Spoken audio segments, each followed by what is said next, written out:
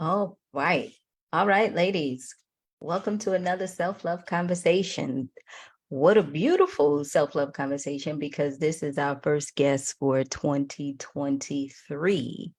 And what better topic to talk about tonight when we're discovering our inner child and what our inner child needs. And my guest today is Miss Lena Athena. Is that your first and last name or your middle name? Oh, no, it's first and last, but it's actually Lena Athena. Oh, Lena Athena. Yes. Okay. And she's a renowned personal empowerment and leadership expert. She's the creator and host of the podcast School of Self, and she's a TEDx speaker. Thank you so much for being here. I appreciate it. I can't wait for this topic because I have a lot of questions. Oh, okay, I'm ready. So thank you so much for joining us. I'll just preface it this way, when we talk about the inner child, a lot of us kind of get confused, right? Because we're thinking, okay, what would I say to my 10-year-old self? What would I say to that 13-year-old girl? Is that who the inner child is, Lena, or is it something else? Oh, I love that.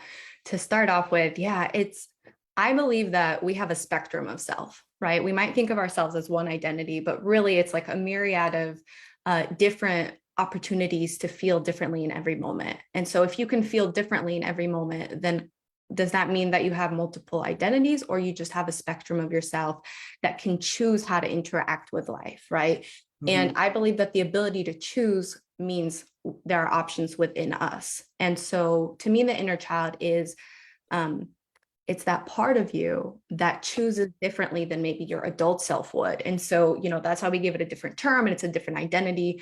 But that's just because it makes it easier for us to talk about what it is and to name it, because naming things helps us interact with them in a different way. So to me, the way I see the inner child is not based on age or maturity level, because I also think that maturity implies that when we grow up, we somehow definitely become wiser. And sometimes we actually become a little bit more tone deaf to what we want and who we really are. Yeah. So rather than looking at it as younger, older, more mature, less mature, I just like to look at it as whatever pieces of you have not evolved beyond whatever ways you identified with yourself in childhood, that's your inner child. That's a good definition because, when I was reading a little bit about you, I was saying to myself, our inner child is usually that person that we remember where something happened to us and we feel like we got stuck there, Yeah. right? And then when I read your article on our website and you said it usually deals with trauma, I'm saying, yeah, because it's like, it's like when things happen to you, you get stuck in a certain situation. You get stuck in that era, and you remember when you was 8 and when you was 10, right? Yeah. And everybody tries to reflect back then to try to comfort or cope that part of ourselves, right? So Yeah. saying that it's something a little bit different actually helps because now we get to see all aspects of ourselves, right? Yeah. Yeah, absolutely. So to me, the goal is, right, we all get triggered sometimes with things that remind us of opportunities in life where we behave differently. And when we identify with those parts of ourselves and we think we have to react the same way, we put ourselves at a disadvantage. And I think that when we look at the inner child as this like wounded and more vulnerable part, we assign a lot of meaning that there's a part of us that's not willing to evolve, not willing to grow, can't do it because of trauma. And, sometimes people do need extra help to evolve. And, that's absolutely fine. I do think that any part of you can evolve into any direction. And so giving yourself the freedom to say, okay, I'm on a spectrum of personality. I'm on a spectrum of humanness. I have these varied experiences. This is a part of me that wants me to react a specific way. How do I hear the wisdom in it? How do I honor the beauty of the way it sees the situation differently, but then also bring in my adult self to say, okay, how do we come to a consensus on like the right next step for me? And how do I evolve all of myself in the direction of my goals, my dreams, my aspirations, the kinds of relationships I want to have? Yeah. So knowing that we have this whole spectrum, how do we tap into these different aspects? Like, because we were only taught one way or heard about one way. Yeah. And the follow-up question to that is, um, how do when we do tap in, what are some of the things that we do or say, and how does that help us? Yeah. So I think first, with everything that I just said, I do think trauma plays a significant role in the way we see life. And the Yeah. way that I've heard trauma explained has been different from different experts. The definition that really resonates for me is when you interacted with life in a way where you did not have the ability to process fully what was happening. So Mm, whatever it was beyond your awareness of how the world works and how it should work and what you've confronted and the tools and the skills that you had. And so bringing all of yourself into a moment and understanding that, okay, if I'm getting triggered, it's because the last time I was in this situation, I couldn't handle it. I ah, couldn't. And gotcha. rather than blaming yourself or saying, oh, there's a part of me that will never, right? And that's like the misconceptualization of the inner child. It's never going to be able to do it on its own. It's like, okay, no, there's a part of us where we couldn't do it. And then we went, I'm this incapable person. Oh my gosh, right? And some part of our identity really fused into the pain and feeling incapable and feeling so small in comparison to the rest of life. And Mhm. so honoring that as a first step, but then saying, okay, but so much of life has changed. So much Right. of it has changed. I have more tools. I have more skills. I'm a different person now. I know myself better. I know what I want better. So I'm going to make decisions based on that in a way that like better sets me up for success. I know how to put boundaries better. That's super important. That's a like self-protective mechanism that I now have as an adult, that as a child, maybe I wasn't, didn't have the wonderful ability to learn or didn't have the role modeling that I needed. So I think when we look at it um, in that context of there is the part of me that identifies with the way I dealt with things last time. And maybe it was too much last time. And whether it should have happened, shouldn't have happened, whether it's like the worst thing that ever happened to me, or whether I'm going to make it the best thing that ever happened to me, that's a choice. I get to choose to decide how I identify now. And so in this moment, I am that person plus all these skills, plus all these experiences, plus all this wisdom. So it's a Mm, part of me and it's true. And I'm not going to ignore it. I'm going to honor it.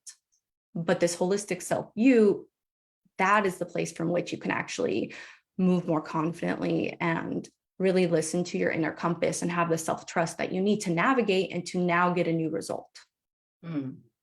I'm listening to you because I recently, well, actually for the past 2 weeks, have been having this experience where I've been trying to figure out why uh I won't say have been complacent, but kind of just been Mhm. chilling. You know what Okay. I'm saying? Like Okay. for, the past 2 weeks, doing little here and there where I know that I have a lot of stuff to do, right? Yeah. And I was listening to something, and the guy said, uh, there's always something in your life that you're not willing to do that's stopping you from, your success or whatever. Yeah. So I started to kind of process a lot of stuff because I was just saying to myself, like, how come you feeling, this complacency and feeling stuck? And then my mind went to, is this what depression feels like? Is this, Mhm. whatever? But then I realized that I was dealing with my core wound, right? Mm, And I want to talk about that yeah. because there's, always in the beginning of the year in business, you have a lot of decisions to make, right? And with those decisions, I'm not a person that acts very quickly. I act very slowly to making decisions because I want to make sure that they're thought out. But what kept coming up for me was the whole aspect of, you need to be safe. Mm. You can't, do this. You don't want to be hurt. You don't want to feel like you're gonna lose. You don't want to feel like this is not gonna work out. I mean, just going, right? And I said to myself, I'm like, where is this shit coming from? Right? Like, because Mm. how do you have, when you don't have clarity, it's like the battle of the mind, right? Mm.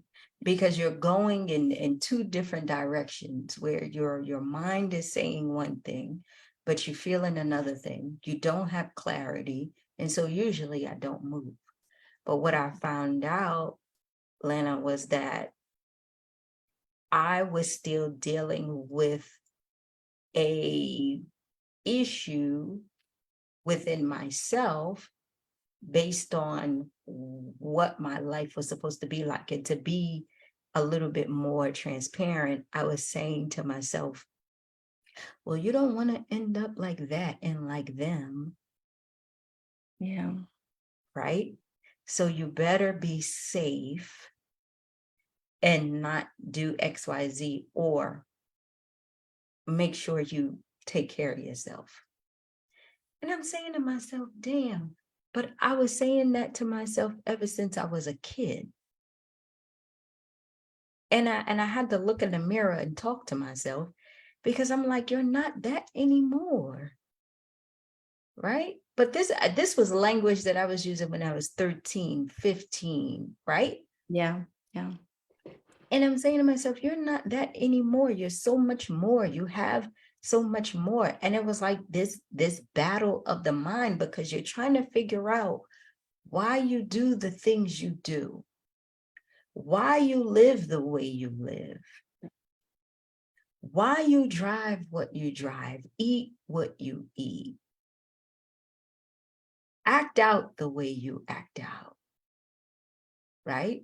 Yeah. And so when I saw your thing about the inner child, I was saying to myself, I was like, damn, can this inner child actually come out in certain situations Mm. where you feel like you need to nurture it, remind it of, like who you are now, because it's fearful, sometimes it's confident, sometimes it's jealous. You know what I'm saying? Like, am I on the right track here? Because I've been feeling that for the last 2 weeks. Yeah. Yeah. What I think of when I hear you talk about this journey you've been on is that I think there is that part of you, we can call it the inner child, we can call it whatever we want to, but there's Yeah. that part of you that goes, this situation reminds me of this other situation. And the last time I had it, this is how I dealt with it. And it was not up to my standards. I'd like to do better, but I don't know how. And that's kind of the feeling that reverberates in the body, right? Is like just over and over. And so the mind tries to go into this analytical mode of like, this is the better way. I know this for sure. I'm going to do research. Mhm. I'm going to get data. I'm going to ask my friends for advice. I'm going to do whatever. And it's looking to the external world for like, what is the piece of information I didn't have last time that's going to now make me finally feel competent? Because that's what we want. We want to feel like we are, big enough and strong enough and capable enough. And yeah, exactly. Ready, right? Yeah. And so, that conversation that's happening is it's just, you have this beautiful mechanism that is your brain that is doing whatever it can to come up with a solution, that one thing that's going to change it all. The truth is, there's not one thing that's going to change it all almost ever. In my own work and working with clients and seeing how different people, whether it is based on severe trauma or whether it's, just a way that our self-esteem has maybe been dented by the world, right? We have to use similar tools, obviously different amounts of support, but similar tools to either coach ourselves or help other people coach us into this direction of like, okay, I'm giving myself permission to try again. I'm not going to avoid doing the things on my to-do list. I'm not going to stay indoors, lock the doors, close the windows and pretend life isn't happening. these are the skills that I have gained since, these are the things that I can do now. And unfortunately, the challenge most people have, and like, tell me if this resonates for you, if this is what you're feeling, is that alarm doesn't tend to go off, and we keep waiting for it to go off. So that Yeah. danger alarm, you're like waiting, you're like, maybe this is the idea, maybe this is the skill, maybe this is the tool. It doesn't go off. And so people almost addictively look for anything and everything that they can do that's going to change the way they interact with life. And the truth is, the one thing that's going to change the way you interact with life is your brain. It's what you say to yourself. It's that self-talk. And that's why so much of the work that I do is like, when I say personal power, I mean your relationship with yourself, right? And that's why I was, excited to come have this self-love conversation, because the truth is that loving ourselves is about giving ourselves permission to move in the direction that we want without judging ourselves too much. And when that alarm is triggered, we go, oh, I'm not allowed to self-love. I'm not allowed to move like with too little judgment because it's risky and it's dangerous. And so part of self-parenting and what I advocate for is like going, okay, what is a worst case scenario? Like, how badly could I mess this up? Really, truly. And then going, okay, what would be good about that? How would I recover from that? How capable am I of changing it, even if that happens? And rather than like tiptoeing around the worst case scenario in your brain and then like desperately reaching for everything else, sometimes going straight at it and going, okay, this is how competent I am. This is how capable I am. I will deal with the worst case scenario if it comes. I will find a way. Either I'll do it myself, or I have a community that has my back, or, whatever it is. But that's the only thing that really gets the alarm to go off. If we tiptoe and try to fix ourselves, we will be in a fixing ourselves cycle for the rest of our lives. Correct. I agree. And that's exactly what I did. I had to do what I tell the ladies in our sisterhood to do. I stood in front of the mirror and I just started talking. Yeah. And I started reminding myself and reminding that person that was stuck there in the past, Yeah. that this is no more. We have a different life now. Yeah. Right. Yeah. This is what it is now. Look at what's happening in the present. Right. And that's very hard to do when you're so consumed in your mind about different things and this and different situations and scenarios, and it can really keep you stuck. I had the example of, if I didn't have my tools, if I didn't have my resources, this would have been a never-ending cycle, right? And I'm saying to myself, okay, the trauma that happened to you, or what you've seen, you have to understand that you're not there anymore, right? But that is, it's like it creeps up on you, though. Yeah. You know what I'm saying? Like, because like you said, it's like you're triggered. And so you don't really know you're triggered until you look at your habits and you become this self-aware person, right?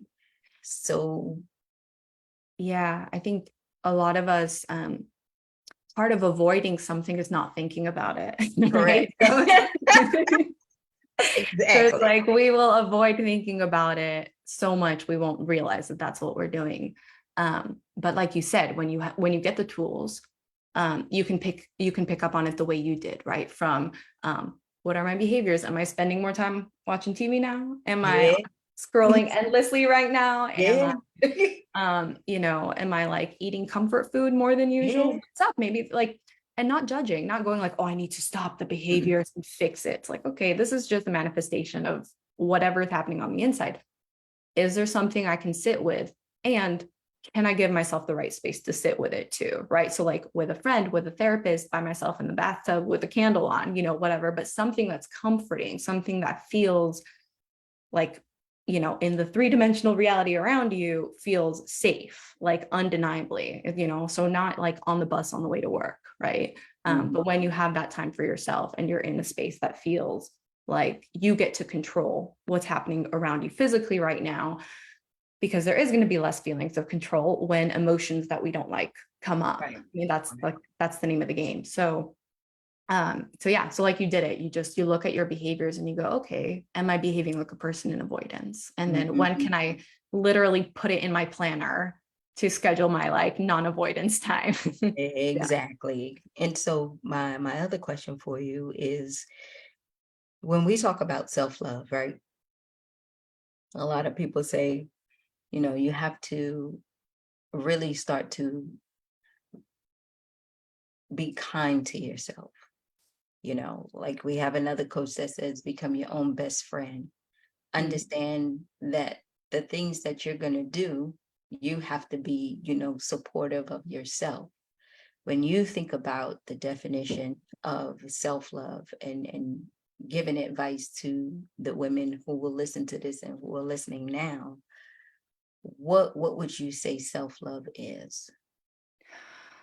I think self-love is giving yourself permission to be entirely authentically yourself Mm. and to communicate with conviction that who you are is lovely. Mhm. Because I think that a lot of receiving love is about being able to give it to yourself. I don't think that I have yet to see an exception to the rule when it comes to not loving yourself and really being able to receive love in a way where you feel it. You like people might still love you, but it won't resonate. And it's because if you're too busy judging who you are, Mm. then when somebody else tells you it's fine, like that doesn't matter, right? If we like just as a brief example, let's look at politics. You see somebody on with a different worldview tells you it's fine, you should do that. It doesn't make it fine.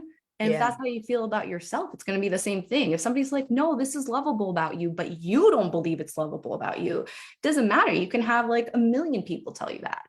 exactly. So it's like the really going, okay. And this is just what I say to me. It's what I tell my clients to say to themselves. I am me for a reason. There's only one of me. I am a scarce resource, right? Like I'm as limited as it gets. There's one, you get one, and there's a reason for it. So what are the things that would be irreplaceable if I disappeared? What is unique about me? Not like, what do people like? What do people like things about me that they like about anybody? Okay. Right. There's so many nice people. There's so many, smart people. There's so many pretty people. What's true about me that would be gone if I was gone? And Right. like really letting that be what it is and going, okay, maybe I'm rebellious and annoying sometimes. That is in a unique way to me. And what good does that do in the world? Well, I challenge people. I make people think differently. I make people uncomfortable and then they have to deal with their own discomfort, right? Like a lot of the time we don't see the beauty in the discomfort that we create in the world around us. And I think that's part of why we love the term the inner child, because it reminds us that growing up, the way things were modeled to us had such a huge impact on what we love about ourselves. So in that self-love, it's like, okay, what is authentic to me that maybe got negative feedback, but Mhm. it's still true. It's still me. It's still what it is. So how do I now heal that? Take the time to reflect on what it is, be open to changing the way I operate now, and changing my life around being more authentic. And that process of being present and truthful, and healing yourself, that's what self-love is. Mm. How did you get here? That's a great question. Um, well, whether it's true or false, my belief is that we all have a childhood that is perfectly tailored to challenge us. And I mean, that was true for me. And I think that it took a lot of pain and a lot of running away from myself and believing that I was bad and I was too much and I was, all these things that were either told outright or, projected in some way. And it took a lot of practice of going like, oh, this is not getting me the life I want. Like shutting myself down is making me feel like crap. Yeah. How can I do things differently? What would it look like to do things differently? Can I challenge myself to prioritize my joy over my belief system? Right. And like the more I do that, the more I go, yep, being authentic is more important than comfort. Being authentic is more important than being liked. Being authentic is more important than having a sense of consistency. the more that I do that, the happier I tend to get. And so, whether it's the right strategy for everyone, I don't know for a fact, but I know it works for me. I know it's worked for my clients. I know it's worked for a lot of people around me. And so, so that's the direction I keep moving in. And I love that, because at the end of the day, when we look at our lives, we see that most of the stuff that we used to do wasn't even for ourselves. It was for other people, and it was for what society says we should do. And it was, so that we could be liked, and so that we could get that job, or, we could get that man or woman or whatever it is, right? Yeah. And it's kind of like what old people say. Once they get to a certain age, they could give a damn about what people say, and and just don't care, right? Yeah. And I would always say, I hope I can get there when I'm young, and I can fully say that I am there, right? When it comes to the outside, and I'm trying to make sure I stay aware when it comes to the inside. Does that Mm. make sense? Yeah, I think I get what you're saying, where like you interact with the rest of the world based on the assumption that being you is important, right? And so Right. you're showing up that way, but then sometimes you're still beating yourself up a little bit on the There you inside. go. There Yeah. you go. Yeah. And being aware of when that happens, you do your best to check it and just be like, wait a minute, right? Yeah. Because the only person in this room is me. Right? The Yeah. only person holding me back is me. The Yeah. only person who is self-sabotaging is me. The only person that's saying bad things about themselves or about me is me. Yeah. Everybody else is living their life and going to sleep and waking up and taking care of their own problems. So what the hell am I doing? Right? So you Yeah. say, what the hell am I doing? So we gotta clear some things up. Yeah. We have to make some shifts, and we have to make some changes. And that means being more kind to yourself. And it's a new thing, because you were never taught how to. And when challenges came, you only handled them the way you knew how to. And then when you see them again, you handle them the way you only know how to, right? So that's why we need tools and resources and coaching and learning these new things, because that's where the growth is, and that's where the change is, right? Absolutely. So tell us, how do we connect with you? How do we get your social and everything, so we can see about your coaching? Yeah, absolutely. So my Instagram is Lena S as in Sam Athena. That's for my middle name, the one you said about earlier. Yeah. And they can go to lenaathena.com. Right at the top, there's a lovely menu bar that'll point you in every direction you want to go. All right, Lena, and let us know your podcast so we can tune in. Yeah, it's called The School of Self, is currently available on Spotify. And it's touching on this. It's, how do you get in touch with a piece of you that you might not be listening to? And how do you honor it? How do you expand it? How do you give it the space to build your life around what is really going to serve you and make you feel that you are the only person in the room? You are the person that's running the show. So how do you claim that for yourself? Absolutely. Lena, thank you so much for this conversation. I Thanks for having really me. appreciated it. And give us your Instagram one more time for those people who are late. Yes, it's Lena, Lena, the letter S, and then my last name, Athena, Athena. Lena, you have a good night, okay? Thank you, you too. All right, Bye. thank you. Bye.